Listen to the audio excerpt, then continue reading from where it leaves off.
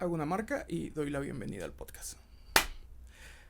Hola gente, ¿cómo están? Bienvenidos a su podcast Atípico. Es un gusto poder estar aquí. Hoy tenemos una invitada muy peculiar que yo creí que íbamos a tener en un par de añitos. Muy especial en el podcast. De hecho, vamos a hablar de temas súper interesantes. Una gran periodista, emprendedora y bueno, ¿para qué echar más flores si ustedes lo pueden escuchar? Señor Isabel, qué gusto tenerla aquí. ¿Cómo está? Cuénteme. Muy bien, gracias. Muchas gracias por la invitación. ¿Qué tal su regreso a México? Pues fue un poco rápido, Uh-huh. pero lo encontré mejor de lo que esperaba. Qué gusto. Es un gusto tenerla aquí, en verdad. Muchos, en varios episodios ha salido su nombre en diferentes temas y de su esposo, perdón, Logan. Por diversos temas que ha tenido que ver y en verdad es un gusto tenerla aquí. Pero bueno, como algunos sabrán, usted es periodista de profesión. Sí. Usted estudió la carrera en periodismo. Platíquenos, ¿qué es el periodismo? ¿Por qué pregunto algo tan básico? Porque la distorsión de lo que es el periodismo como empezó y como realmente es, actualmente ya no hay mucho de lo que era y con el fin que se trabaja y se hace el periodismo. ¿Qué es el periodismo? A ver, platíquenos. Bueno, el periodista es la persona que se encarga de transmitir los hechos. Normalmente tiene que ser objetivo. Yo tuve la suerte de estudiar una escuela como la Carlos Septién García, donde todos nuestros profesores nos enseñaron que el punto principal de un periodista es tratar de ser objetivo. ¿Cómo vas a ser objetivo? Tú tienes que dar los hechos, no tus opiniones. Okay. ¿Sí? Obviamente, conforme van avanzando las cosas y diferentes áreas que tiene el periodismo, puedes tener el periodismo de opinión y entonces sí puedes trascender o dar una opinión de lo que tú crees que puede o debe ser. Pero en realidad, cuando tú ejerces tu profesión como periodista, tu objetivo principal es decir los hechos objetivamente o lo más objetivamente posible, ¿no? Ok, entonces, hablando y entrelazando esto que usted dice, ¿qué piensa de los periodistas actuales que toman partido? Es decir, un periodista que, lo que yo entiendo, yo no soy periodista, llevé la materia durante la carrera en comunicación, pero algo que nos planteaban mucho es, aquí no puedes tomar tú un partido. O sea, no puedes decir el negro es negro o el blanco es blanco. Todo tiene que ser sumamente objetivo, basado en hechos. Tienes que tener una fuente viable, muy confiable y normalmente testigos. Es decir, no puedes tú decir, esta es una verdad absoluta. De hecho, una maestra decía, en el periodismo no hay verdades absolutas, porque hay infinidad de opiniones. Tú das el punto central de lo que es lo que quieres comunicar y ya de ahí, bueno, la gente, conforme a su criterio, tomará una decisión. ¿Qué opina de esto de que hay muchos periodistas actualmente que toman partido? Que si esto está mal, que si esto está bien. Por ejemplo, no sé si llegó a escuchar. Ahorita hay algo mucho en tendencia que son influencers que tristemente han pisado la cárcel por actos delictivos que hicieron hace años. Por ejemplo, un chico pisó prisión porque delinquió en un hecho hace 4 años y aún así por la presión mediática fue preso. Pero muchos periodistas decían, es que está mal, es que está bien. ¿Cuál es su opinión de estos periodistas que toman un bando, por decirlo así? Hace rato platicábamos que qué era el periodismo o qué hace el periodista. El periodista debe de presentar los hechos. Y te decía que también hay una parte que es el periodismo de opinión. O sea, tú cuando eres periodista, y normalmente todos aquellos que ejercemos el periodismo y nos piden nuestra opinión, dejamos bien claro que es una opinión. Pero para poder dar esa opinión, nosotros tenemos atrás, por lo menos los que estudiamos periodismo, tenemos atrás varias fuentes, mucha información que nos permite dar esa opinión. O sea, no salimos a decir algo porque en ese momento se nos ocurrió, sino que normalmente el periodista de profesión que ama realmente su carrera estudia mucho y siempre va informándose de una cosa y de otra para saber qué es lo que tiene que decir a la hora de dar su opinión. Yo te decía que a nosotros, sobre todo en la Carlos Septién García, en la época en que yo estudié, nos decían que como periodistas teníamos que ser objetivos porque podemos manejar la opinión pública. Sí. O sea, si yo voy a poner un ejemplo a lo mejor muy absurdo, pero es para que quede claro. Si yo salgo y veo a una chica que tiene su cabello oscuro y a mí me gusta, si yo soy un periodista que quiero manipular la información y no llevarme objetivamente, puedo decir que el negro es muy bonito, que está de tendencia, pero eso puede ser sin que yo tenga un respaldo atrás.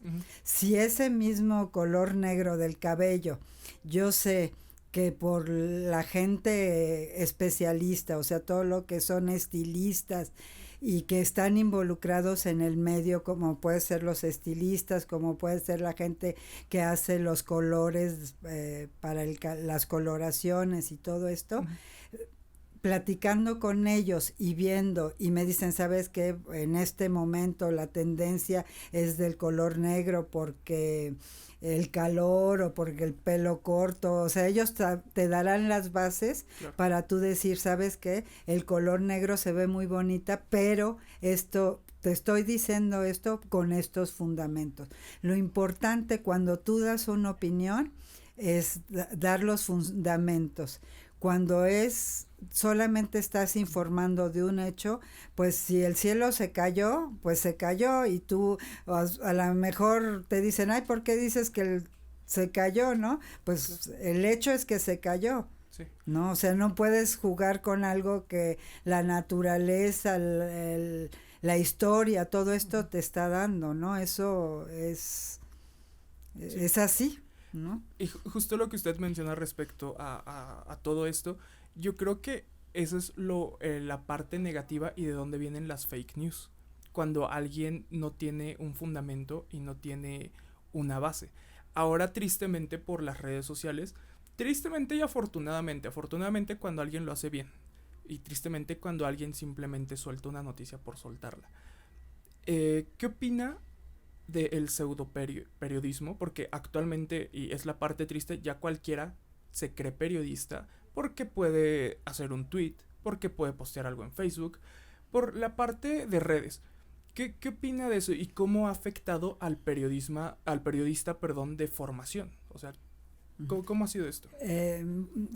Yo platicando con varios amigos periodistas, se ponían en mi contra, digamos, de alguna manera, porque yo dije que las redes sociales y los medios electrónicos deberían de tener un reglamento, como lo tiene la radio y la televisión, como lo tiene la prensa, todo. No porque vaya a atentar contra la libertad de expresión. Sí, claro. Sino simple y sencillamente porque tú no puedes salir a decir algo que no es cierto. Sí. Y desafortunadamente tanto los pseudo periodistas y a veces los mismos periodistas no checan la información. Yo tuve la suerte, digamos, en dos sentidos. En uno, trabajar en Televisa con gente muy profesional como es el señor Jesús Gallegos, Marta Susana, que son periodistas que a nosotros cuando empezamos a trabajar nos dieron una formación complementaria de lo que ya estudiamos en la escuela, ¿no? Y la otra parte es que trabajé para la revista Selecciones del Reader Digest. Entonces nosotros no podíamos entregar un artículo de selecciones si no habíamos comprobado todas las fuentes. Y además había una persona detrás de nosotros que independientemente de que nosotros hiciéramos el trabajo, ellos volvían a contactar a todas nuestras fuentes y decían, oiga, Isabel igual está haciendo el reportaje sobre adolescentes embarazadas. Dice que usted dijo en esta parte esta cita. Así fue. Y ellos obviamente decían sí, sí o sí no, ¿no? Claro. Pero a lo que voy es que jamás nos permitieron cambiar textos ni hacer nada que no estuviera dentro de la de la ética, ¿no? De la ética, ¿no? Porque, bueno, yo como periodista o pseudo periodista me caes mal y entonces voy a salir entonces voy a decir que me trataste mal o algo en lugar de decir, o me caes muy bien y a lo mejor salgo a decir, no, este chico canta enormemente bien y resulta que usa playback, claro. ¿No? Antes era muchos artistas utilizaban playback y eran pocos los artistas que salían a cantar en vivo. Sí, sí, justamente eso que menciona de el regular redes sociales, yo estoy totalmente de acuerdo, igual como comunicólogo, estoy muy en contra de lo que son las fake news, porque realmente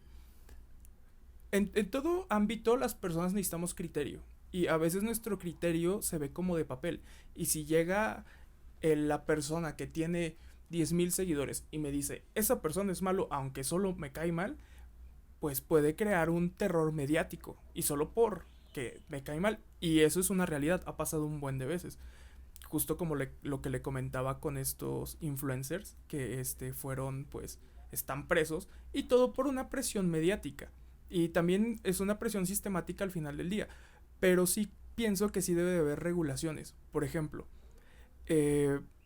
¿cómo percibe el periodismo digital, que ahora ya es la mayoría en redes sociales, al periodismo tradicional que era expuesto en televisión, radio, medios impresos? ¿Cómo lo percibe? ¿Cree que era mejor antes? Y hablo en la exposición de la información y de que era fidedigna a la de ahora. Yo siento que todo va evolucionando. O sea, no nos podemos quedar en el pasado en el sentido de que pues está la televisión, está el radio, incluso el radio, la televisión, perdón, sustituyó al radio, ¿no? En los inicios el radio era el principal medio de comunicación para las personas. Sí. Llegó la televisión y sustituyó un poco al radio, los medios impresos, prensa, revista, periódicos, todos fueron formando una parte y obviamente conforme va avanzando la tecnología, va avanzando los medios de comunicación. Yo me aterra por los influencers que dices o las fake news que sacan, que como tú dices, ahora cualquiera se siente periodista, tengo una voz bonita y ya, ¿no? Sí. En cambio antes para conseguir tu licencia de locutor, así tenías que estudiar 2 años más aparte de tu carrera de periodismo y era un examen bastante fuerte que no todo mundo lo pasaba. Entonces tener tu licencia de locutor era un orgullo. Sí, y si no lo tenías, no podías salir en televisión, no podías salir en radio, te quedabas en prensa escrita. Si te gustaba mucho radio y televisión, te esforzabas por presentar tu examen. Cada quien tenía su deseo. Por ejemplo, a mí nunca me gustó ni la radio ni la televisión. Y para mí, en la época en que trabajé con Marta Susana en la revista Ritmo, me castigaba, entre comillas, mandándome a la radio. Okay. Entonces yo tenía que hacer las entrevistas y todo.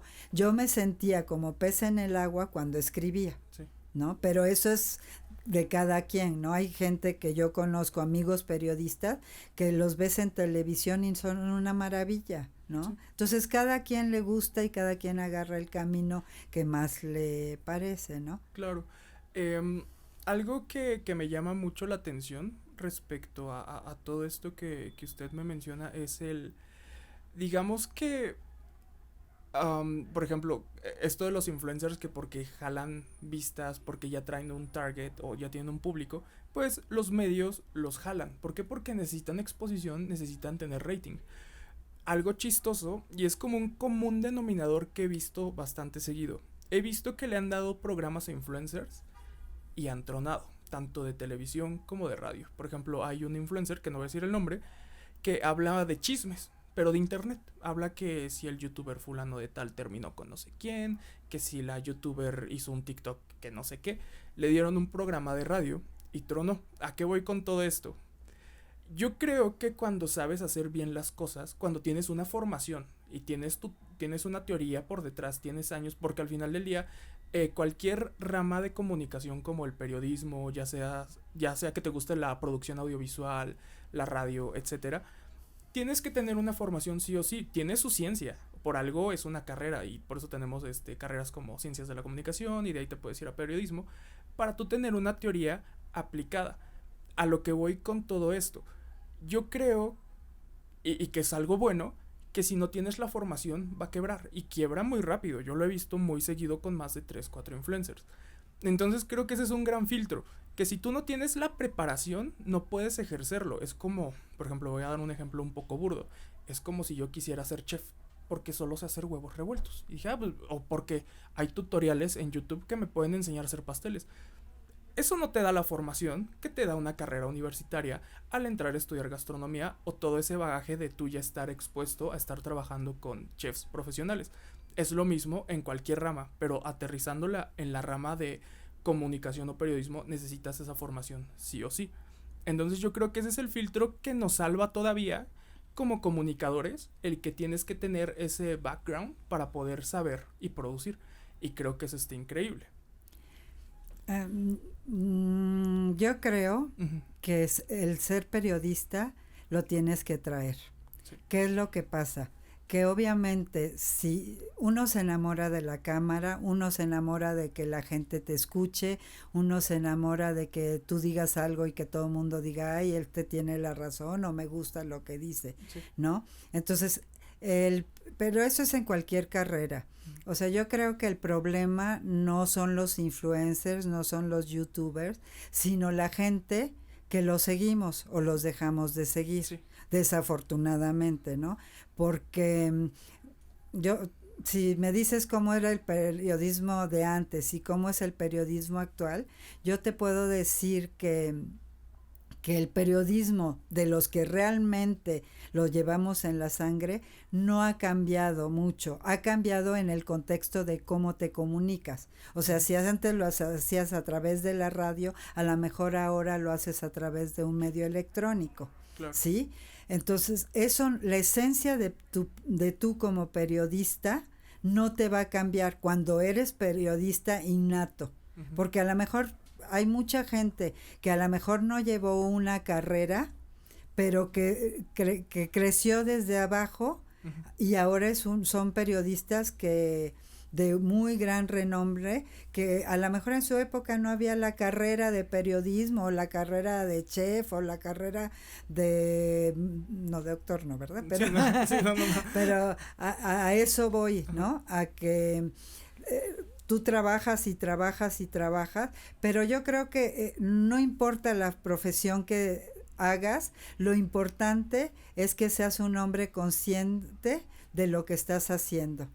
Como periodista, tú lo decías, hay influencers, crece mucha gente y tu opinión con tus noticias creas una opinión pública. Uh-huh. Si tú das una mala información, puedes terminar mal con esa opinión pública, ¿no? Entonces hay que tener mucho cuidado y ser muy consciente. Y a veces dices o haces más bien dices cosas porque estás viendo y ya hiciste todo un análisis. Uh-huh. Y a lo mejor te juzgan para bien o para mal, pero mientras tú estés éticamente bien parado, no te pueden hacer nada.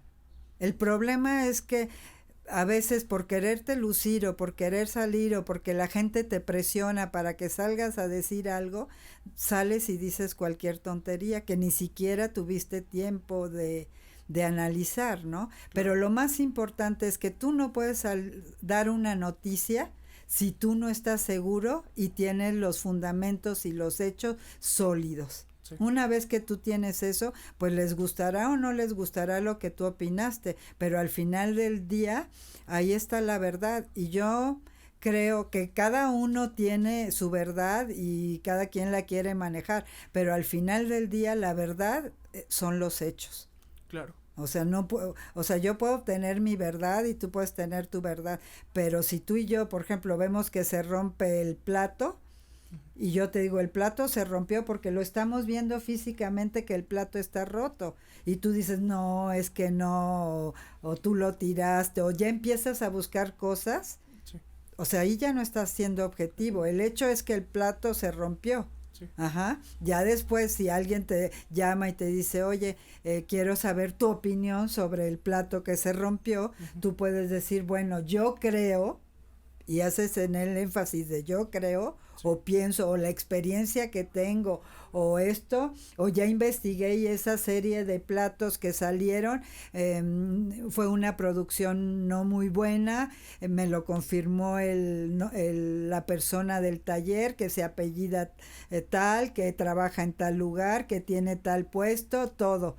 Y entonces ya te puedo decir, bueno, se rompió, porque a lo mejor se cayó, pero si hubiera estado mejor hecho, no se hubiera roto. Pero ya tienes atrás una información real, no te la estás inventando. Yo creo que el problema ahorita es ese, que a veces sacan una nota y con tal de decir, salen y dicen miles de opiniones, pero no se informaron ni descubrieron realmente lo que venía atrás, ¿no? Y eso es lo peligroso. Entonces, a palabras como cortas, el mal periodismo es el que está mal fundamentado.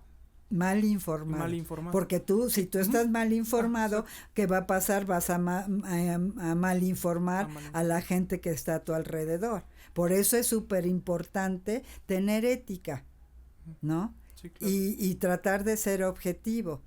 Ok, después de ese mini break de segundos, muchas personas creen, más los que empiezan en la carrera, estos chavitos que buscan, o jóvenes, que buscan el ser periodistas o comunicar. Yo soy de la idea que viene en nuestra naturaleza el ser escuchados, el siempre estar comunicando. El que lo hagamos bien o mal, a ella depende de cada quien. Pero muchos creen que el periodismo y cualquier medio de comunicación requiere de exposición masiva. Es decir, algo que yo me encontraba cuando yo entré a la carrera, no sé si a usted le pasó, que todos eran como de quiero, saliendo de aquí me veo en no sé, en Google, en YouTube, trabajando en medios muy grandes o en televisoras grandes. Cuando realmente el ser periodista no viene de ahí. O sea, no necesitas, para ser un gran periodista, no creo que necesitas una gran exposición visual. Yo creo que, no sé, puedes llevar relaciones públicas. A mí me impresiona mucho. Tuve una maestra que tiene una empresa de relaciones públicas dirigida a deportistas. Ella es un manager de deportistas. Y para mí es una eminencia como comunicóloga, como expositora, por decirlo así. Entonces, ¿cómo usted cree que se puede aplicar el periodismo fuera de cuadro o fuera de no sé, de radio? Por ejemplo, algo que usted me comentaba que me dejó pensando es que una vez que eres periodista, lo vas a hacer toda la vida y lo ejerces a diario. ¿Cuáles son esos como comunes denominadores que dices, esto hace un periodista real en su vida cotidiana, por decirlo así?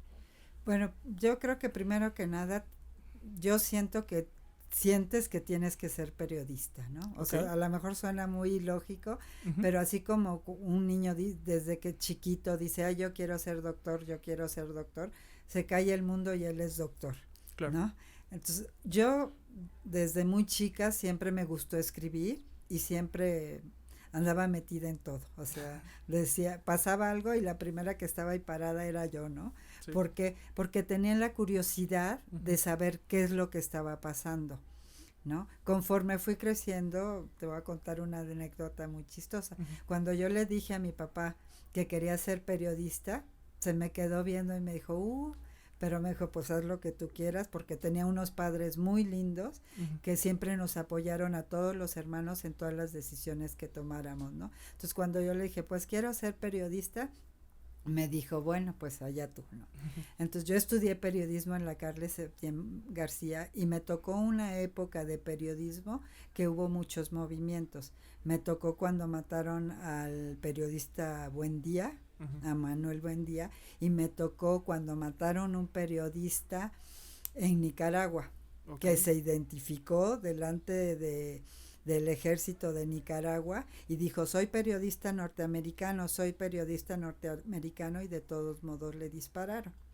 Entonces, cuando yo veo todo esto vivo, porque nosotros, esta generación de periodistas, nos fuimos a plantar en la embajada de Nicaragua en protesta, porque habían matado a un periodista. Y yo me acuerdo que los medios de comunicación de esa época cubrieron la nota y dijeron, los estudiantes de la Escuela de Periodismo Carlos Septién García están manifestándose frente a la embajada de Nicaragua.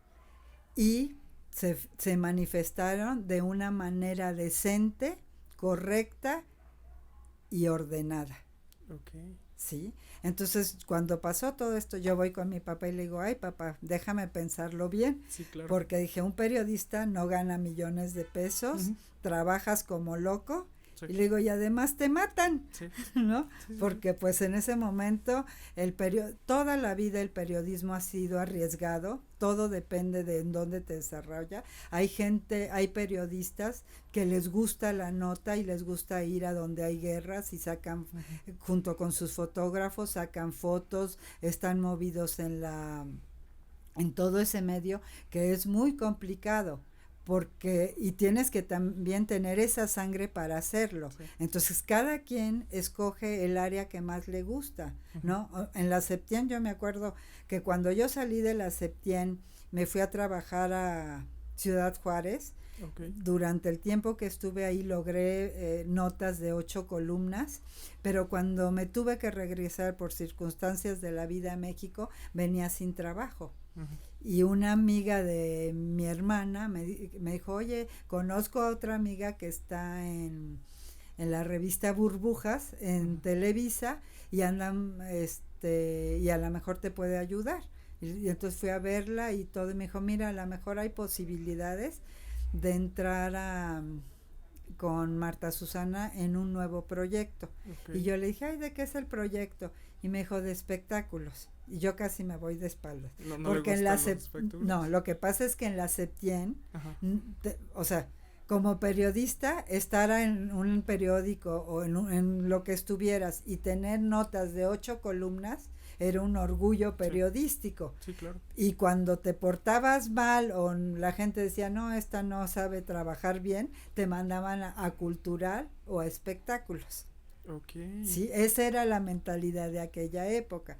Entonces, cuando a mí me dicen, vas a ir o sea, tienes posibilidad de entrar a Espectáculos, yo decía, uy, ¿cómo voy a ir a Espectáculos si soy muy buena? Ya había conseguido en periódico los encabezados de 8 columnas, ¿no? Entonces decía como que no, pero bueno, la vida te va marcando todo. Hice muy bueno todo lo que hice en Televisa, en la área de espectáculo, y aprendí que donde quiera tienes libertad de expresión o te pueden coartar tu libertad de expresión. Sí, claro. Todo depende de ti. Pero también hay que ser ético, ¿no? Porque, ¿qué es lo que pasa con los influencers o con las revistas de los últimos años?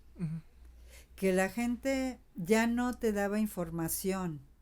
Lo que hacían es que cogían artistas y hablaban, entre comillas, mal de ellos. O sea, que si era homosexual o que sí, o sea, ya no importaba si cantaban bien, si eran buenos actores, o sea, nada de eso ya importaba, ¿no? Y yo creo que tu hecho es decir, oye, vale la pena ir a ver esta obra de teatro porque está este artista, y son muy buenos actores, ¿no? Entonces, le quitamos, además, ¿por qué los artistas se veían de otra manera?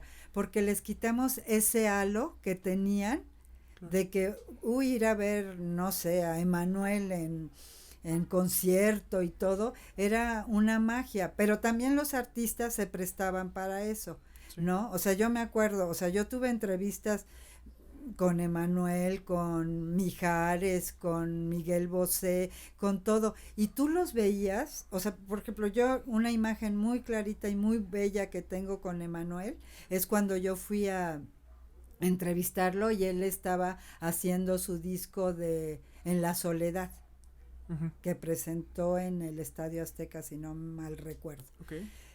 Yo llegué a entrevistarlo, le dije, oye, vengo por lo del disco para ver cómo va tu producción. Y tú lo veías y me sentó y me dijo, mira, aquí le tocas el piano y le haces así y sube el sonido y baja. O sea, era otro tipo de entrevistas que realmente informaban a la gente, porque les estabas diciendo cómo había nacido ese disco y todo lo que había implicado para que pudiera llegar a sacar ese disco. Claro. Sí, en lugar de decir que si, no sé, me lo voy a inventar, que quede claro sí. que no es, no es real, la ¿no? O sea, que no vayan a decir, es que Isabel dijo que Manuel andaba con alguien, ¿no? Sí, claro. O sea, no, o sea, eso es lo que pasa, que últimamente o en los últimos años la gente ya no pregunta si Emanuel, qué ha pasado con su carrera o con Mijares o con Lupita D'Alessio o con Héctor Bonilla, o sea, actores y cantantes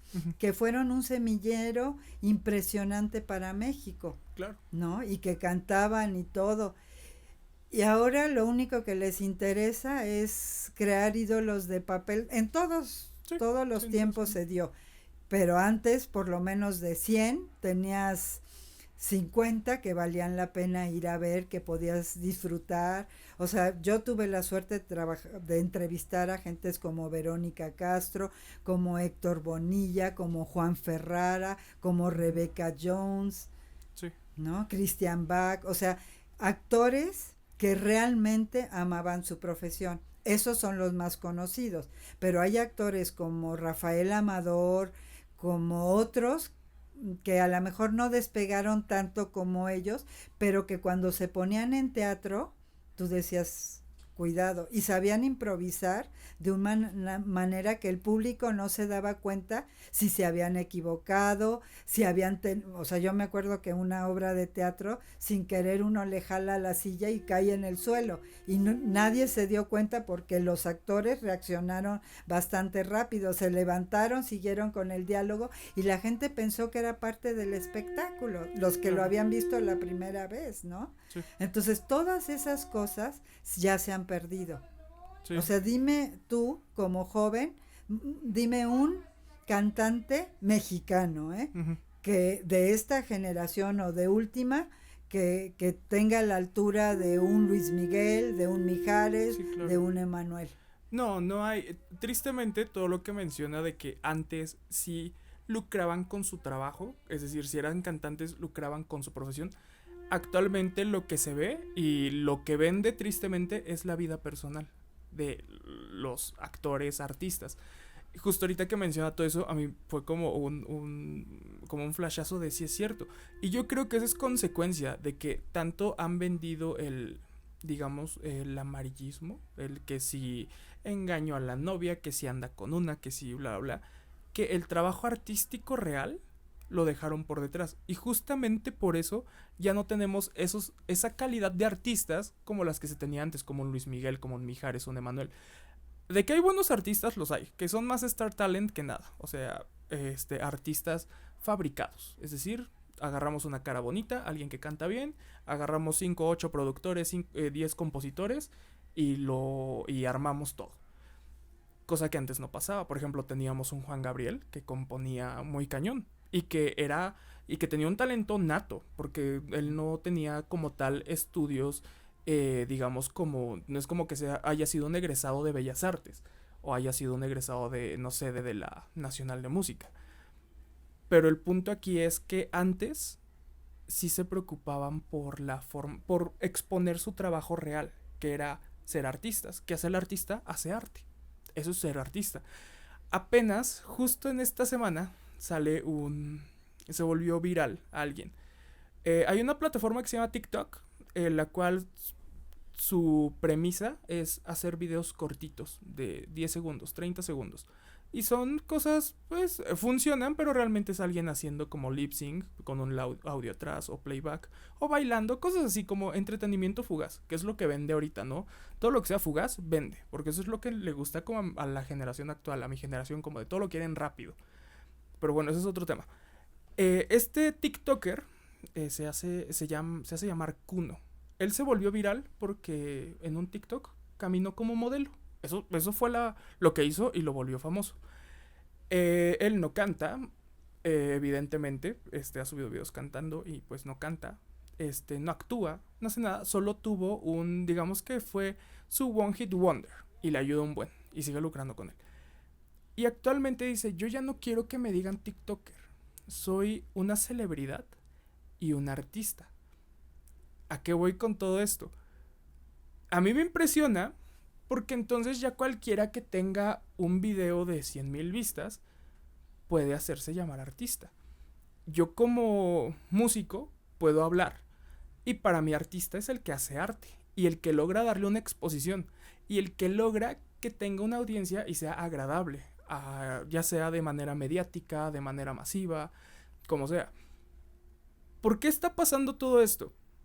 Es el mismo punto de hace rato. Las personas o los medios actuales nos tienen ya acostumbrados al amarillismo, al que a esos puntos de es tu artista favorito, ven y entérate de su vida personal, que ya no se cuida la calidad artística real, que es el hacer música, el ser un buen actor, el realmente ejercer bien tu profesión, es eso. Yo creo que esa es la razón por la cual no haya artistas ya como grandes. Ya no hay por ejemplo, solo hubo un Luis Miguel, o solo hay un Luis Miguel, solo hubo un Michael Jackson, solo porque eran artistas, o son, en el caso de Luis Miguel, totalmente redondos. Que siempre, o sea, si a Luis Miguel se le supo 2, 3 escándalos, son demasiados. Y de seguro porque ahí hubo un mal manejo de su persona, porque muchas veces tienen que ver los managers. ¿A qué voy? Usted llegó a trabajar como en las relaciones públicas de artistas, ¿cierto, no? Sí. Eso lo recuerdo muy bien. Y uno como periodista tiene en la palma de la mano la imagen de alguien. Algo que es peligroso al final del día. Por eso se confía mucho, ¿no? Usted durante varios años llegó a trabajar con artistas. ¿Cómo cree usted que se debe de manejar la vida de alguien, de un artista? Es decir, su trabajo. ¿Cómo cree que es la manera correcta de llevar las relaciones públicas de alguien que está expuesto? Yo creo que un artista es la persona que sale al escenario, Uh-huh. la que transmite y la que el público tiene que conocer. Atrás todos somos seres humanos, todos tenemos problemas, eh, te enamoras, te separas, todo, pero esa es mi vida privada. Claro. Y yo creo que aquí hay un problema no tanto del artista, uh-huh, sino no tanto del artista ni del director de relaciones públicas, sino de aquellos que publican. Okay. Una cosa, por ejemplo, yo trabajé mucho con Menudo, uh-huh, con Lupe D'Alessio y con Saúl Lizazo. Okay. Y bueno, y otros, Carlos Espejel, o sea, no quiero dejar afuera, pero si no daría una lista muy larga, ¿no? ¿A qué voy con esto? Que cuando nosotros tomamos con Sabú a Lupe D'Alessio, uh-huh, los medios de comunicación estaban enojados con Lupita, ¿sí? Porque Lupe tiene un temperamento muy fuerte, uh-huh, pero para mí es la mejor cantante que ha tenido México. Okay. O sea, muchos hubieran querido tener la voz de Lupe.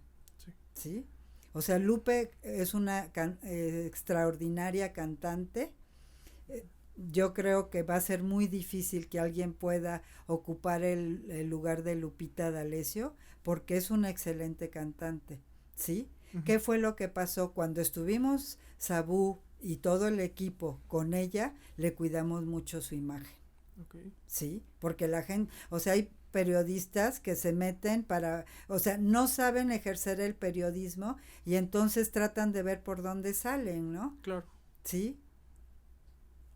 Y eso es lo que no se vale, porque tu vida privada es tu vida y por eso es privada. Sí. Ajá. Y entonces tú como relaciones públicas de un artista tienes que cuidar que cuando alguien se quiera pasar de ese límite, no es, y no estás cortando su libertad de expresión, Sí. estás respetando Sí. la libertad de la demás. otra persona, porque ese es el problema, que ahora salen y te dicen, ay, es que la libertad de expresión o mi libertad, y en todos los ámbitos, Sí. ¿no? O sea, por ejemplo, con el COVID yo vi muchas cosas que decían, ¿por qué me voy a poner un cubreboca? Eso está quitando mi libertad. Pues sí, pero estás afectando la libertad de otro. Entonces, ¿dónde termina tu libertad? Donde empieza la libertad del otro. Claro. ¿Sí? Yo creo, tú decías, yo creo que ha sido esta generación de chicos que ahora tienen 25, 26 años, yo creo que fue una generación muy difícil. Sí. Muy difícil en el sentido de que yo hago lo que yo quiera y me vale gorro todos los demás. Y te lo digo, o sea, yo tuve oportunidad de dar clases tanto en la Septien como clases de inglés. O sea, soy una persona muy inquieta y cuando me invitan a participar en algo lo acepto y para mí es un reto, Okay. ¿no? Entonces voy a tomando las experiencias y lo bonito del periodismo es que aprendes un poco de todo, ¿sí? Porque si vas a entrevistar a un médico, un buen periodista antes de ir a hablar del cáncer, primero lees libros científicos, ves, sabes qué es el cáncer, cómo se produce, aunque el médico luego te lo vaya a confirmar, tú ya llevas ciertas bases, ciertos fundamentos para poder hacer una buena entrevista. Cuando tú te paras a hacer una entrevista que no te has documentado, es cuando te hablan de la vida privada, te sacan cualquier cosa, porque no saben ni qué preguntar. Sí. Ese es el problema. Entonces, o sea, yo estoy en contra de la gente que está en los medios electrónicos, que hace Facebook, que hace, no por ellos, o sea, ni siquiera me sé sus nombres, pero de repente digo, chispas, te mataste 4 años y deja el estudio. O sea, lo que te meten en la carrera de periodismo, aparte de saber qué es un artículo, qué es esto, lo básico y la médula espinal del periodismo es que tienes que ser objetivo y ético, porque vas a informar a otra persona. Entonces no te puedes dar el lujo de salir a decir cualquier sandez. Sí, porque puedes hacer un daño al final del día. O puedes lastimar a personas que a lo mejor en un momento dado yo dije, ay, me cae gordo, pero me cayó gordo por la acción que tuvo, no porque me caiga gordo todo el tiempo. Y yo salgo y digo, Juan Álvarez odia a este. Sí. Y el otro dice, oye, pues yo cuando dije esto, ¿no? Claro, sí, es verdad. Ok, está muy, muy interesante todo eso. De hecho, ya nos extendimos en ese tema, está increíble. Pasando a otro tema, que también tiene que ver con todo lo que hemos hablado. Usted estuvo en medios de comunicación bastantes años, tanto impresos como en televisión, incluso hasta llegó a trabajar en radio. Llegó un punto de su vida donde usted decide, junto con su esposo, el chef Laurent, emprender y poner, bueno, esta marca y empresa Chocolates Laurent, que bueno, son chocolates, pasteles, etcétera. ¿Cómo sintió ese cambio? Al final del día siguió ejerciendo el periodismo, porque tenía que llevar las relaciones públicas de la empresa, etcétera. Incluso hasta del chef, me imagino. ¿Cómo sintió este cambio? Realmente, de pasar a un medio... Es que no quiero decir con una exposición grande, pero digamos de pasar a un medio a otro medio totalmente distinto. ¿Cómo fue salir hasta cierto punto de esta zona que ya entendía y dominaba? No quiero decir zona de confort porque para mí es una zona compleja, donde tienes que estar trabajando, y una zona de confort es donde estás cómodo, y esa zona la verdad no es nada fácil. ¿Cómo fue este cambio o esta transición? ¿Cómo la vivió? Nosotros, cuando yo me caso con el chef Laurent, él trabajaba en una empresa y todo, pero tenía la inquietud junto con otro chef, Bruno, sí, que también es francés, tenían la inquietud de poner una pastelería. Entonces la pusieron, trabajaron un año y se van, la cierran. 10 años después regresamos a México, él empieza a trabajar, una persona del club de industriales que son empresarios, le dijo, oye, podemos poner una chocolatería o hacer algo, y él se involucró y empezaron. Al año, por circunstancias de la vida, el chico le dijo, oye, ¿sabes qué? Pues me voy del país. Y entonces yo le pregunté a mi esposo, ¿quieres trabajar? ¿Qué quieres hacer? Entonces se metió a trabajar y llegó a un punto que dijo, no, ¿sabes qué? Sí quiero poner mi propio negocio, quiero sacar, ¿qué hacemos? Yo trabajaba en esa época y le dije, bueno, lo que podemos hacer, salte, ponemos cuando este chico lo deja, le dije, ponla esta, le dije, nada más hay dos cosas. Una, un negocio es muy complejo y hay que trabajarle duro. ¿Por qué? Porque yo trabajé en Televisa, trabajé en muchos lados, pero llegó un momento en que hice freelance. Okay. Entonces yo para ganar dinero, o sea, me acuerdo de un amigo muy querido, Oscar Díaz, que trabajaba en el Heraldo de México, que una vez me lo encontré y me dijo, oye Isabel, pero es que tú escribes para todas las revistas de México. Y le dije, no, pero yo quería tener un sueldo bastante decente y decía, si me quiero ir de vacaciones, quiero poder hacerlo. Entonces yo efectivamente escribía para todas las revistas, pero era dueña de mi propio tiempo. Entonces eso te crea una disciplina muy distinta a cuando trabajas para alguien. Sí. Porque tú sabes que si no escribes o no trabajas, pues no tienes dinero. Sí. Si tú trabajas mucho y te esfuerzas mucho, tienes mucho dinero. Claro. ¿No? Entonces, no a todo el mundo se le da, pero a mí me creó una disciplina, ¿no? Entonces, cuando Laurent me dice que quiere crear un negocio, yo le dije, nada más piénsale, porque esto se ve fácil, pero nada es fácil en la vida. Entonces, si lo vamos a hacer, nos vamos a comprometer y hay que echarle todas las ganas del mundo. Entonces, dice que sí, salimos adelante, empieza a hacer su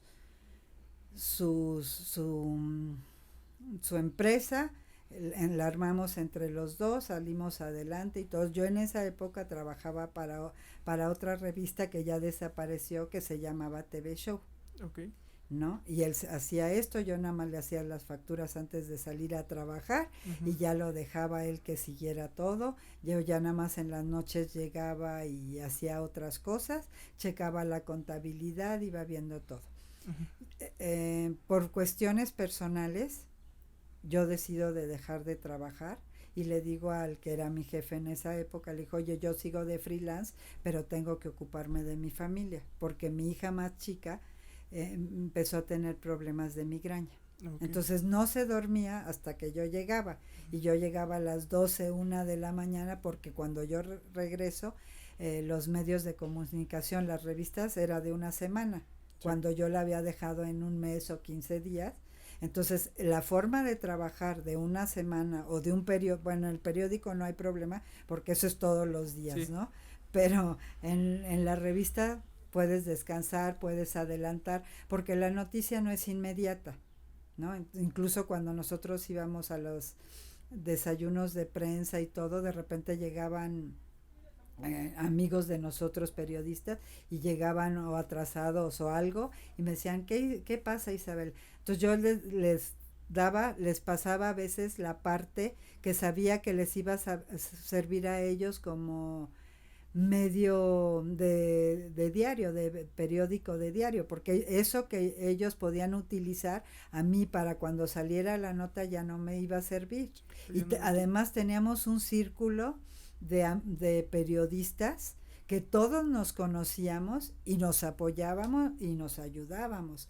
No había ese recelo de que hay como tú trabajas en novedades y yo soy de Excelsior, no te voy a hablar. Claro. Y los fotógrafos todavía eran mucho más unidos que nosotros, porque lo que te comentaba de Lupita D'Alessio, en un OTI, todos los fotógrafos pusieron su cámara sobre la mesa y ni uno solo le sacó una foto a Lupita D'Alessio. Okay. Creo que eso, en años, ahorita, yo creo que no lo he visto.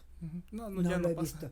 Pero yo te puedo hablar de amigos excelentes que algunos siguen trabajando y todo, y son buenísimos, son periodistas de corazón, que de repente da una pena que oigas que otra gente se dice periodista y dices, híjole, están quemando a mi amigo, Sí, ¿no? claro. Porque ellos están comprometidos a morir y seguimos en contacto, unos no trabajan, otros sí trabajan, otros siguen manejando relaciones públicas, otros no, otros ya no encuentran trabajo porque o han desaparecido los medios o cosas así, pero incluso no teniendo un medio de comunicación, están más enterados a veces de las noticias que los mismos chavos que salen a decir cualquier tontería. Claro. Entonces, si yo tengo duda de algo, yo le hablo a Toño o le hablo a quien sea y le digo, oye, Toño, ¿es cierto? Y él me dice, no, espérate, eso no es cierto.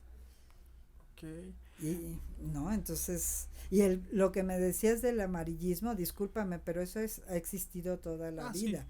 O sea, tienes Alarma, que vendía millones de esto y todo, pero de ti como periodista depende qué es lo que quieres hacer. Tú puedes hacer del periodismo lo que quieras. Okay. Pero, o sea, te llaman y te dicen, oye, yo quiero hacer una revista como Alarma.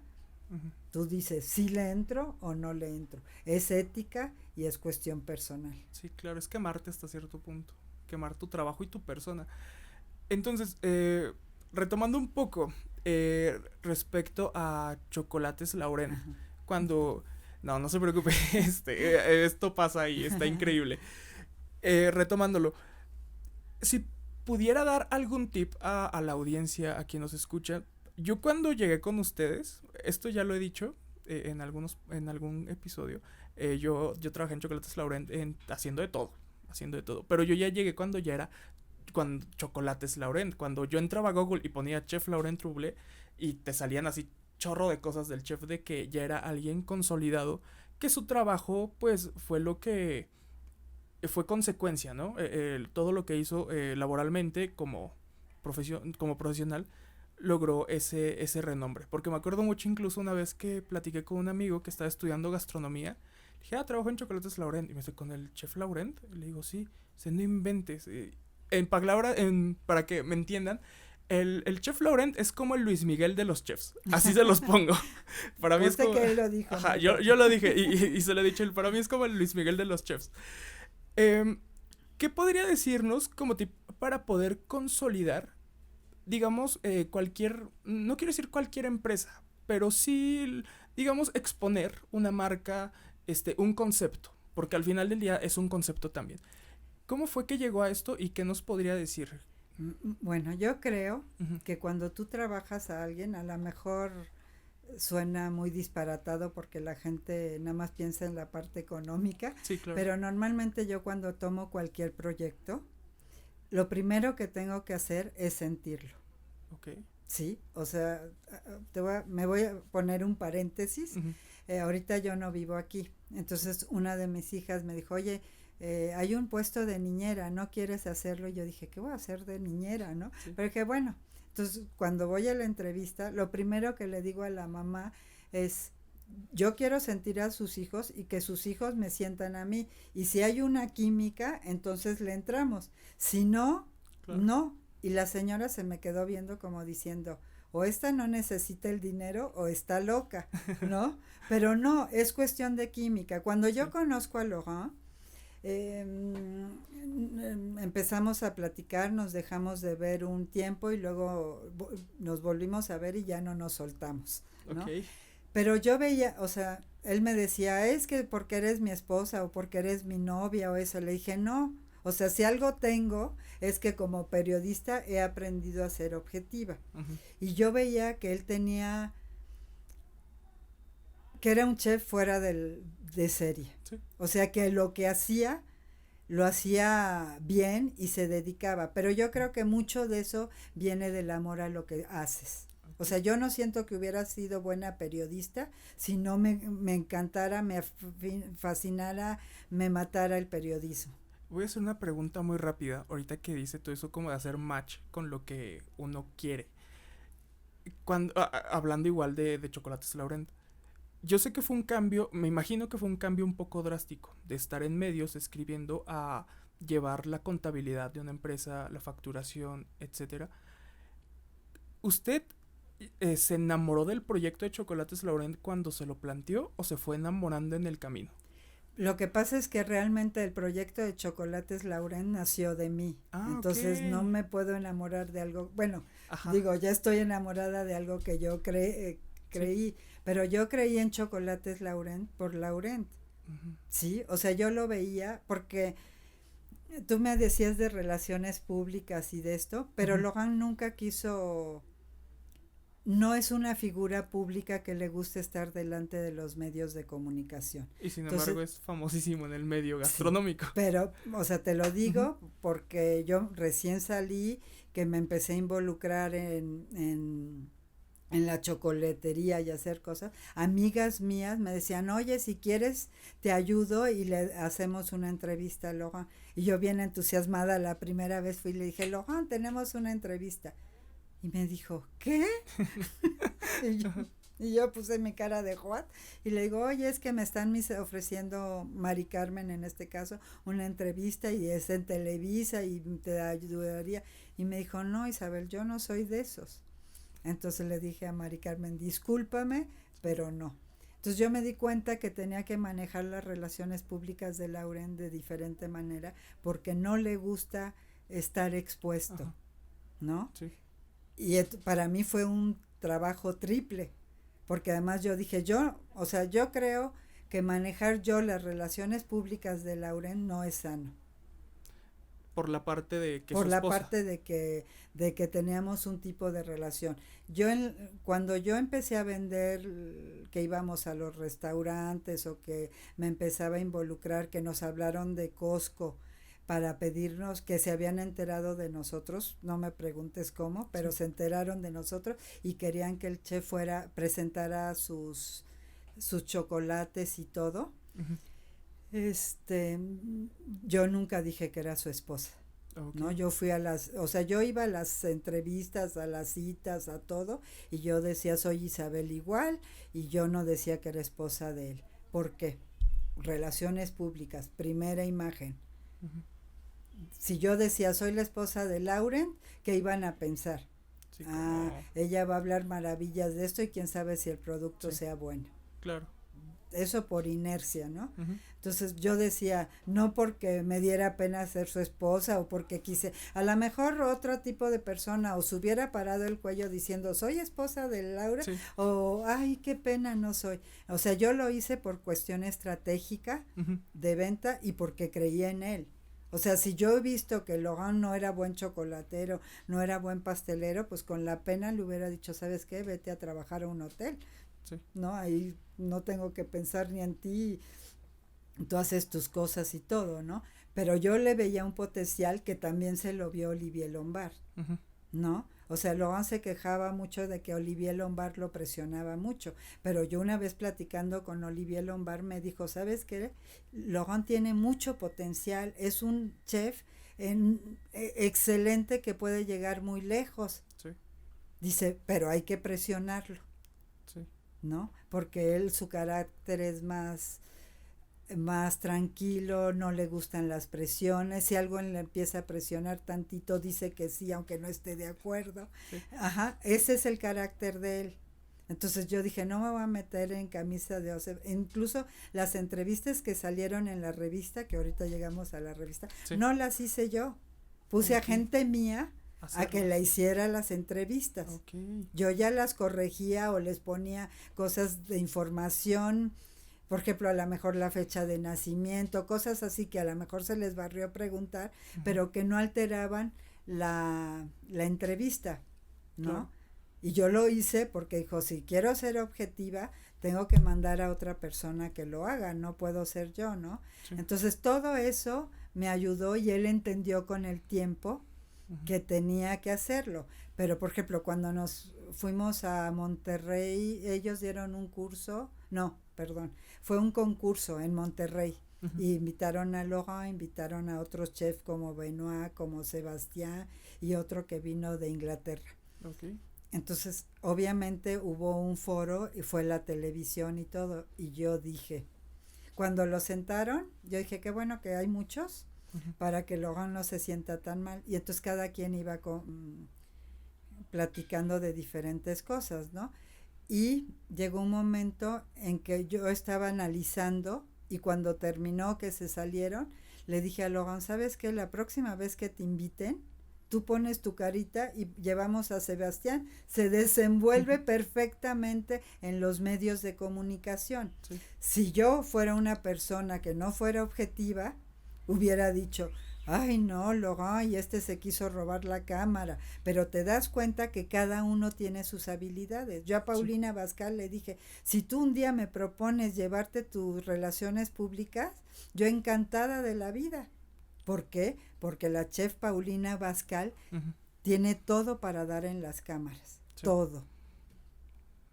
Wow. O sea, es una persona muy fácil de manejar a nivel de relaciones públicas. Ok. Entonces, algo que me llama mucho la atención, digo, yo me imagino el proceso, yo lo que les decía, yo llegué ya cuando estaba consolidado y ya cuando ya había el chef Laurent, o sea, alguien muy reconocido, que por cierto sus chocolates, pasteles, todo lo que él hace en la cocina es increíble. ¿Usted cómo manejó esta parte de que, digo, yo tengo el gusto, siempre he dicho que, y no es por ser barbero, pero siempre he dicho que usted y el chef son como mi segundo par de papás, siempre lo he dicho. Y siempre he visto que el chef en su trabajo es muy exigente. Algo que me encanta es que no se toma las cosas personal. Es decir, que puede enojarse en su trabajo y decir y corregir, incluso hasta corregir de manera tajante, digámoslo de esa forma. Pero fuera ¿agresiva? De eso, no agresiva, nunca lo sé, digo, afortunadamente yo no estaba metido en cocina, pero lo veía, ¿no? ¿Siempre se manejó de esta forma este proceso de trabajo o usted fue como empujando poco a poco Era evidente que el chef tenía un potencial y tiene un potencial gigante porque está metido en todo este ámbito desde los 16 años, o sea, ya lleva años. ¿Cómo fue porque usted ya estaba acostumbrada a estar expuesta en medios, ya sabía cómo manejarse, pero el chef, su mundo es el medio gastronómico, digamos que nosotros vemos como la parte bonita, la presentación padre de unos chocolates, de un pastel, pero él está en la parte de atrás de pararse temprano, de temperar el chocolate, de bla, bla, bla. Y eso hace que solamente trabaje con él mismo y con las personas que los ayudan. La diferencia a estar expuesto es que trabajas en conjunto con un equipo y saben que están expuestos. ¿Cómo fue este proceso de llevar al chef vamos poco a poco, a que te vas a acostumbrar a que te van a hacer preguntas, te van a entrevistar, te van a reconocer, te van a halagar, porque a veces es incómodo cuando se siente padre que halaguen tu trabajo, pero a veces como que es un poquito incómodo al inicio. No sé, a mí a veces me ha pasado, ¿no? Ya sea con la parte musical y esto como de, tu disco está padrísimo, y es como de, ay, gracias, o sea, como, no sé, ¿cómo fue que lo llevó de la mano? Porque él es que no es introvertido, pero tiene que agarrar confianza como cualquier persona. ¿Cómo fue este proceso de llevarlo? Yo creo que los dos teníamos muy definido qué es lo que hacíamos cada quien en la empresa.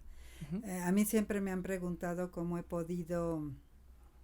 pude trabajar con él y seguir casada, ¿no? Porque ya tenemos 31 años de casados y gracias, como todas las parejas, siempre te enojas, te disgusta, pero dentro de esos 31 años nunca hemos hablado de divorcio ni de separación ni nada. O sea, nos peleamos, porque te digo eso, pero nunca hubo algo. Y además, los dos entendimos que el trabajo es el trabajo y nuestra relación personal era nuestra relación personal. Entonces, si nosotros teníamos algún desacuerdo a nivel de trabajo, jamás lo llevamos a la vida personal. Eso es un poco complicado, tienes que tener cierta madurez, pero nunca, gracias a Dios. Y nos dábamos unos agarrones muy buenos, que de repente el personal se quedaba así y yo les decía, no se preocupen, no pasa nada, esto es aquí y ahora. Nos salimos y nos vamos a comer tan a gusto como si no hubiera pasado nada. Pero los dos teníamos, ¿en qué nos dábamos así? que de repente a mí me caían pedidos de 1,500 y él me decía, no lo puedes sacar. Y yo le decía, pues a mí me vale, pero lo sacan, sí. ¿No? O sea, no le daba mucha opción. Uh-huh. Pero yo sabía que lo que yo le pedía no excedía el límite de su capacidad. Claro. ¿Sí? O sea, yo no iba a llegar a pedirle, dame 100,000 chocolates para mañana. Sí, sí. O sea, pero sí le podía decir, dame 1,500 chocolates para mañana, porque teníamos la capacidad de producción para hacerlo. Uh-huh. Pero como él, encargado de producción, y a los chefs en general no les gusta que les cambie su rutina. Sí. ¿No? Uno como periodista está acostumbrado, ¿no? O sea, y además yo tengo la mentalidad, y creo que moriré con la mentalidad de que no aceptas un no. Okay. ¿Por qué? Porque tú no puedes llegar a la televisión, al radio, a la prensa y decir, hoy no publicamos nada porque me dijeron que no. Sí. Esa parte de lidiar con el manejar, yo creo que es tolerancia a la frustración, porque alguien puede plantarse afuera de un restaurante porque quiere entrevistar a alguien. Porque pasa, muchos periodistas hacen eso. No creo que esté mal cuando vas a hablar del trabajo de alguien. Pero esa, y eso es una pregunta que ahorita me acaba de surgir.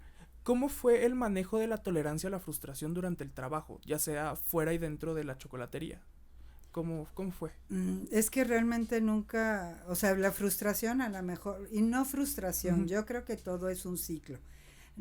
Desafortunadamente, entre la pandemia y todo lo que pasó en los últimos años, nos llevó a tomar una decisión dolorosa, porque uh-huh. Yo creo que después de tener una empresa que cumplió 21 años y que siempre fue para arriba, de repente se te caiga, uh-huh. Es doloroso. Claro. ¿No? O sea, tener que decir vamos a cerrar y vamos a tener que deshacernos de todo, porque si no va a llegar en un momento en que no sepamos para dónde jalar, es doloroso. Sí. Pero yo creo que en la vida hay que saber que todo tiene un ciclo. Uh-huh. A lo mejor unos te forzan más que otros, ¿no? Sí. Pero al final del día yo no lo veo como un fracaso, ni como una frustración, ni nada. Lo veo como un aprendizaje. Cerramos un ciclo muy importante, porque además yo le dije a Logan, llegó un momento en que le dije, oye, o bajas la calidad, que yo sé que no lo quieres hacer, o nos vamos, uh-huh. Porque así no vamos a sobrevivir, ¿sí? Y obviamente pues tuvimos que optar por la segunda opción, porque él jamás de los jamases iba a aceptar bajar la calidad. Bajar la calidad. Wow. Y mira que durante estos 20 años tuvimos años muy buenos, pero uh-huh. Cuando la gastronomía empezó a tomar su auge, todo el mundo era chocolatero y pastelero. Sí.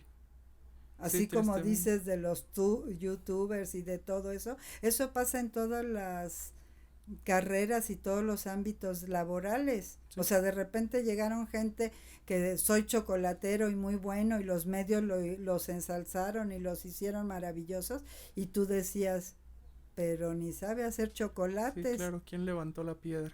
Sí, sí, pero o sea, yo tengo amigos chocolateros que como chocolateros digo, no, pero como relaciones públicas, como gente que se supo vender, mis respetos. Sí. ¿No? Pero yo no iría a su tienda a comprar un chocolate. Claro, ¿no? Sí. Pero tampoco le digo a la gente no vayas, o sea que yo creo que hay mercado para todos. Sí, claro. Sí, y hay gustos para todos y todo. Y solamente una gente frustrada y amargada es la que te pone en contra a todo el mundo. Yo creo que hay mercado para todos y todo el mundo puede comprar, sí. ¿no? La única diferencia es que yo sé que Logan no iba a bajar la calidad. Y si antes tenías alguien que no le importaba pagar 100 pesos por un pastel, ahorita la situación actual no es que no te quiera pagar 100 pesos, es que tiene que ver otras necesidades y a lo mejor no se quiere quedar con el gusto y quiere pagar 20 pesos. Y hay otras gentes que tienen los 100 pesos, pero a ti no te conocen y sí conocen al que lo hicieron magnífico y no le importa gastarse los 100 pesos. Claro. Es mercado para todos. O sea, en la vida todos podemos tener de todo. Y además en México, en un país tan grande, sí. que si tú tienes tu chocolatería en satélite, tienes mercado. Y no vas a ir a al sur Sí. a buscar el mercado de a menos que te encante, como nos pasó a nosotros en un principio, Ujú.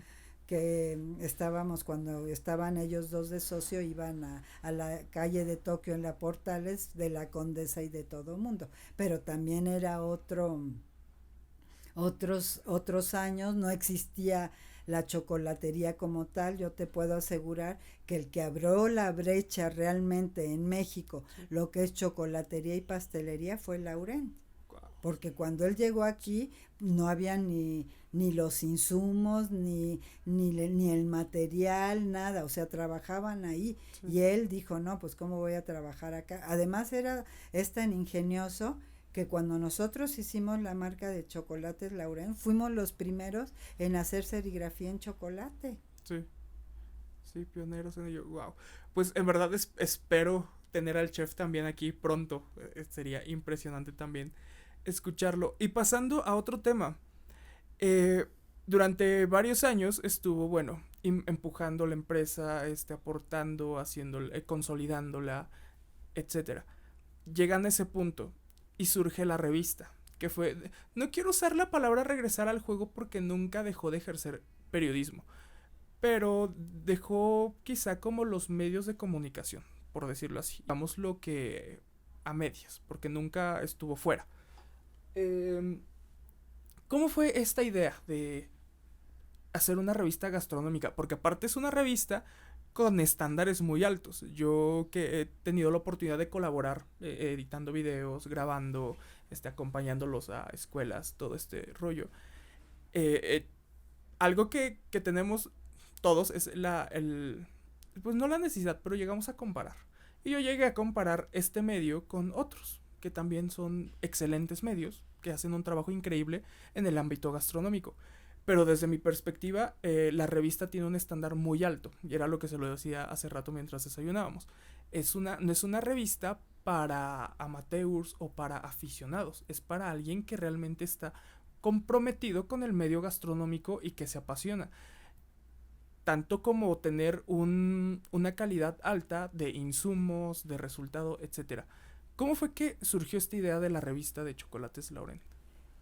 Laurent Ujú.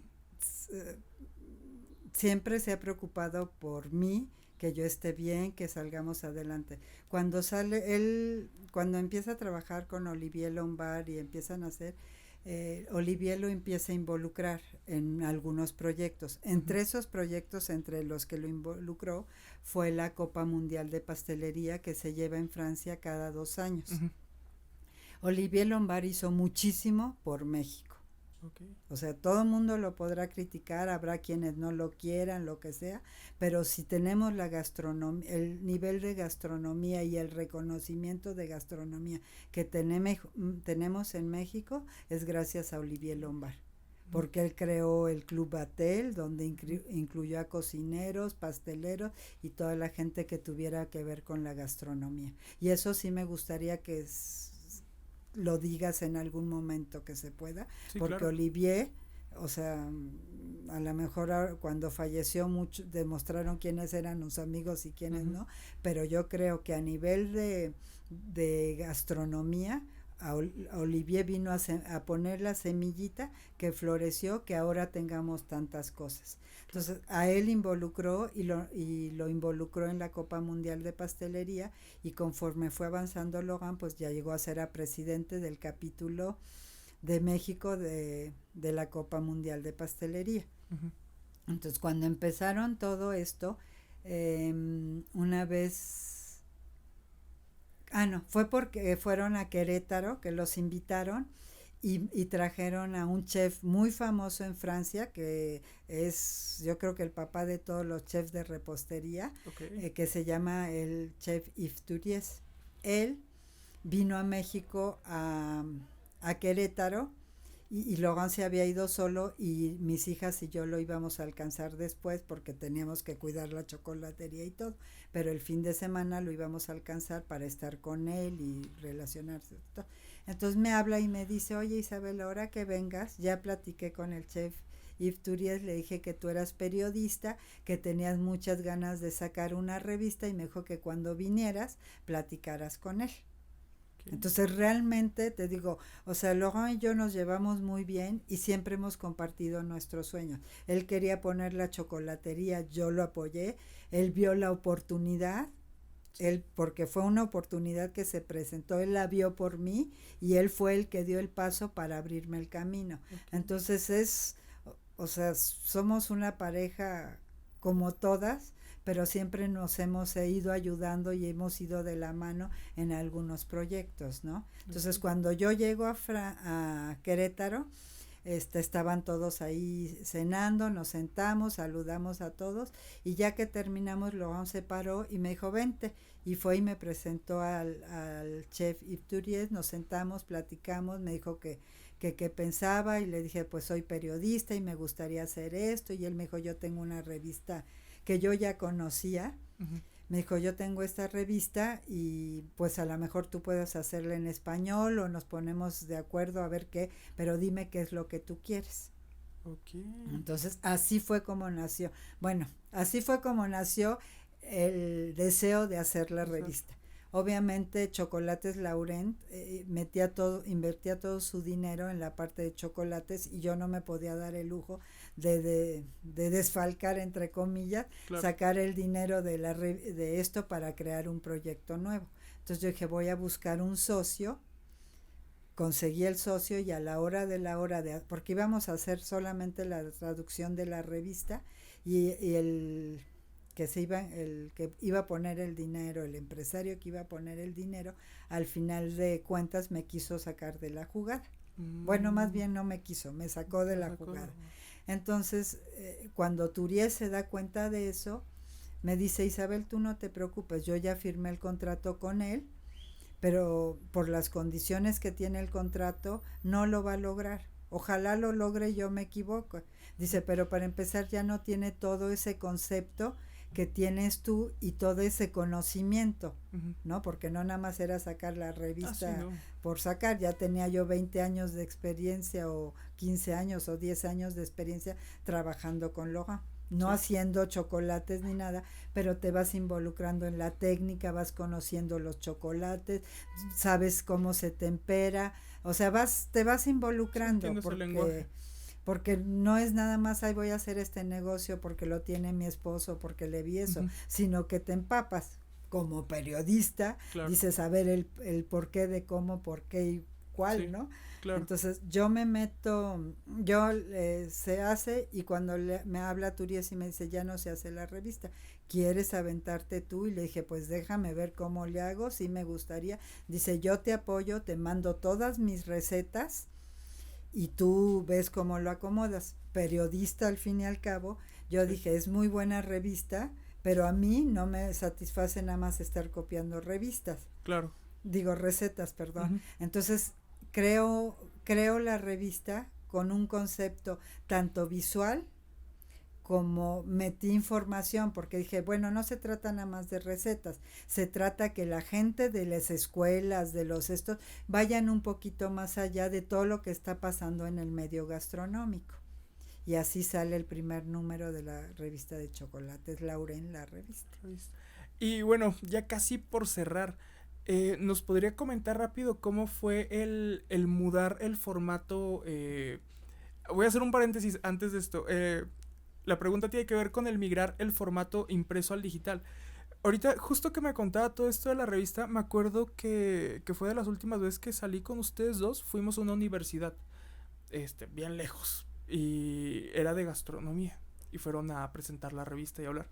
Y algo que me llamaba mucho la atención es que estudiantes que tenían la revista, lo habían comprado, iban con el chef para que la autografiara, ¿no? Nada más para que se den una idea de la calidad de persona y de chef que es el chef Laurent, que va a estar aquí, en algún punto va a estar aquí, o yo voy a tener que ir allá y grabar, pero de que va a estar en el podcast, va a estar en el podcast, si es que nos dice que sí, ¿no?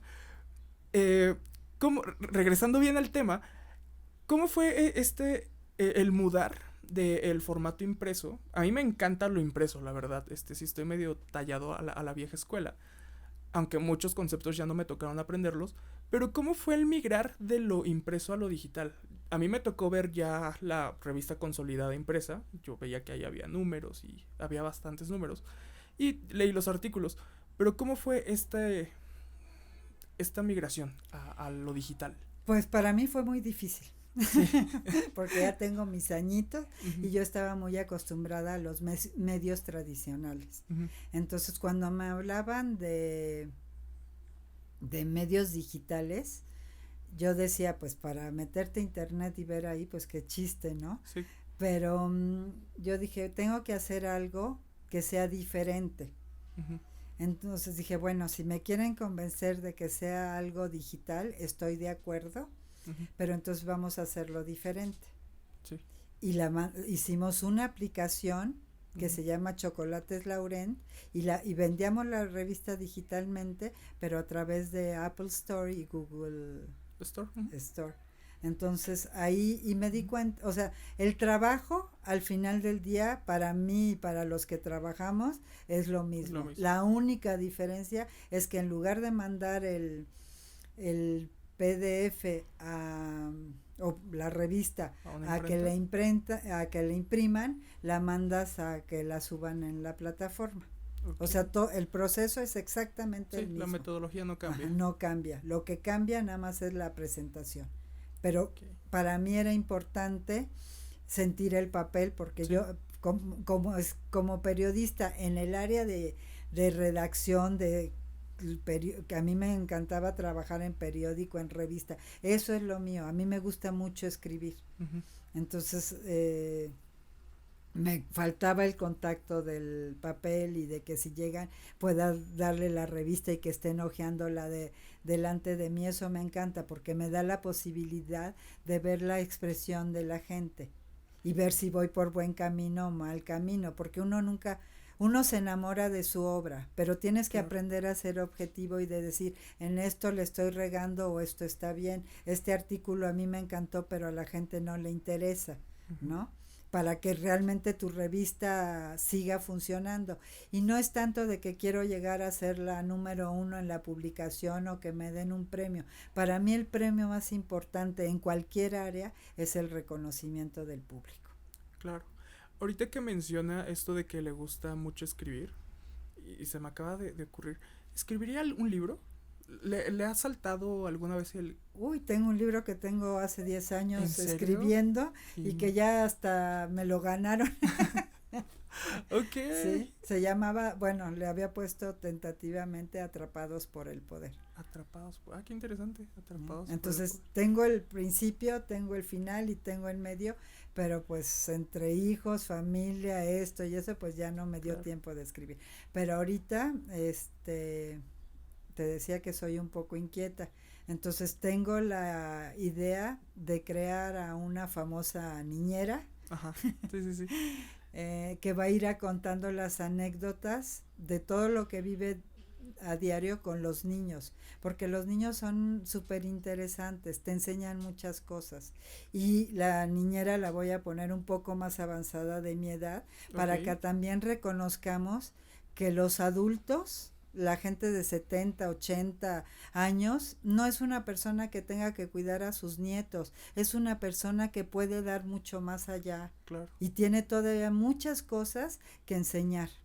Okay. Entonces, eso es lo que quiero hacer con esta caricatura. No sé si la voy a hacer impresa, si la voy a subir, si será en YouTube, no sé, todavía esa parte la estoy trabajando, pero sí quiero que esta señora de 70, 72, 75, 80 años, dentro de su físico y dentro de a lo mejor las limitaciones que pueden tener, pero yo veo mucha gente de esa edad y ya quisieran los jóvenes de ahora tener su condición física, ¿no? Que ahora se me enferman bien temprano. Sí, salimos muy chafas. Pues muy bien, en verdad ha sido un gusto tenerla aquí, de manera, creo que eso lo hace más especial y wow, de manera inesperada. Yo no me imaginaba en esta semana haber grabado con usted. Si alguien me hubiera dicho, en la semana vas a poder ver a la señora Isabel, va a venir desde Francia y vas a poder grabar podcast con ella, no le creería a quien me lo dijera, pero en verdad, muchas gracias por su tiempo, por estar aquí, por el cariño, sabe que es una persona sumamente especial para mí y para mi familia, Y gracias, en verdad, por compartirnos todo esto. Esperamos que no sea la primera vez y menos última. Espero más adelante grabemos otro capítulo. Tengo 1000 cosas más que preguntar y 1000 cosas más que hablar, pero en verdad muchas gracias por su cariño y por haber tomado el tiempo de venir aquí al ya podcast. sabes que lo hacemos con mucho gusto y a mí me da gusto que la gente bueno, a ti que te conozco de hace algunos años, me da gusto que vayas evolucionando y que hayas tomado un camino de un verdadero comunicador, ¿no? Muchas que realmente gracias. te preocupes por pasar información fidedigna y que hagas lo mejor para que las cosas salgan bien. Muchas gracias. Para los que no saben, la señora Isabel tuvo un 95% de influencia para que yo desarrollara mi carrera como comunicólogo y me metiera a estudiar ello. Muchas gracias por todo. Y pues bueno, este es su podcast atípico. Espero te haya gustado, que lo hayas disfrutado. Échate un clavado en lo que es la revista Chocolates Laurent. Puedes buscar en Google. Hay un buen de cosas en internet al respecto. Y bueno, gracias por estar aquí. Te mandamos un abrazote muy grande y nos vemos en el siguiente episodio. Hasta luego.